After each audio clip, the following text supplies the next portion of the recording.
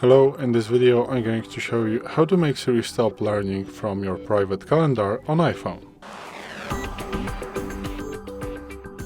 So today in front of me is the iPhone 12 with the iOS 17.4, but it really doesn't matter which iPhone you have or which version of the iOS you have, it is all going to work the same on every iPhone. So what you want to do is to open settings, then swipe down and tap on calendar. Once you're here, you want to go to Siri and search, and just make sure to turn the first option learn from this app to off. If it's gray, it means it's off, and from this time the Siri is not going to learn from your calendar. So this is it. Thanks for watching. I hope this video helped you. If it did, please leave a like and consider to subscribe to our channel. Bye.